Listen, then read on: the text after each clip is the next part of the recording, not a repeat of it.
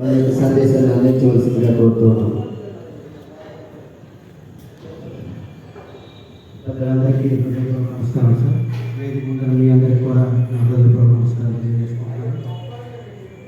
స్వామి వివేకానంద 159వ జయంతి శుభాకాంక్షలు కూడా తెలియజేస్తున్నాను.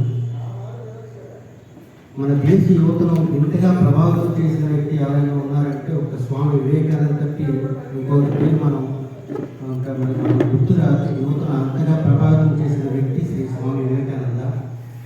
ప్రతి మనిషిలో కూడా ఒక 5 క్వాలిటీస్ ఉంటే తన సక్సెస్ఫుల్ పర్సన్ అని చెప్తారు. అవి 5 C's అంటారు. 1 కమిట్మెంట్, 2 కన్ఫ్యూజన్ లేకపోవడం, 3 క్లారిటీ, 4 కాన్సన్ట్రేషన్, 5 క్యారెక్టర్. ఈ 5 ఎవరికైతే ఉంటాయో వాళ్ళు సక్సెస్ఫుల్ పర్సన్ అయిపోతారు లైఫ్లో. అంటే వాళ్ళు లేకపోయినా వాళ్ళు ఈ భూమి ఆకాశం ఉన్నంతకాలం కూడా వాళ్ళ పేరు స్మరిస్తూ ఉంటుంది సమాజం. అలాంటి కమిట్మెంట్ ఉన్న వ్యక్తి అతను.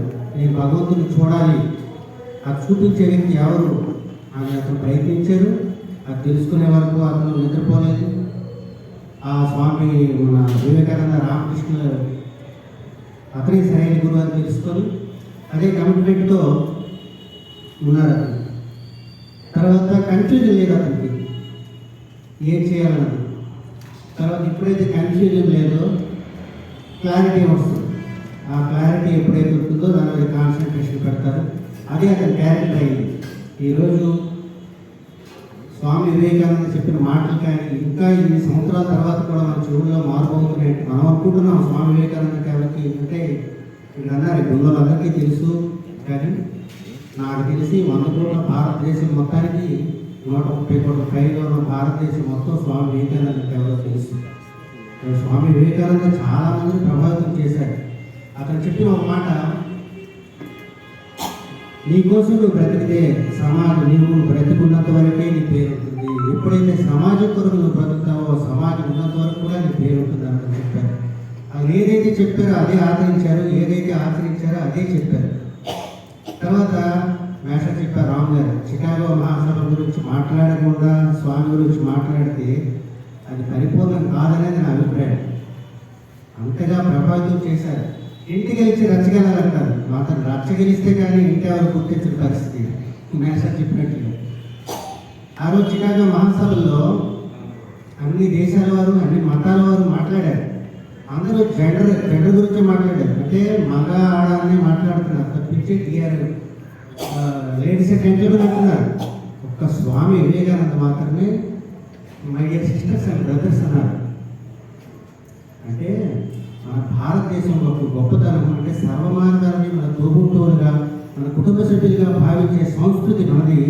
కేవలం ఆడ మగ అని చూసే సంస్కృతి మిగతా దేశాలకి మిగతా మతాలకి కానీ మిగతా మతాలు అంటే హిందూ మతం ఎంత గొప్పదో అన్నది ఆ ఒక్క మాట ద్వారా ప్రపంచానికి అందరికీ తెలియజేసిన ఘనత శ్రీ స్వామి వివేకానంద.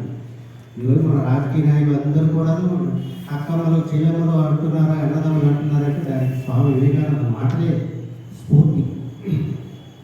అలాంటి స్వామి వివేకానంద గురించి ఈరోజు మాట్లాడటం చాలా అదృష్టంగా భావిస్తున్నాను. నేను వివేకానంద గురించి ఎంత చెప్పినా తక్కువే, అందరికీ తెలిసిన సంగతే.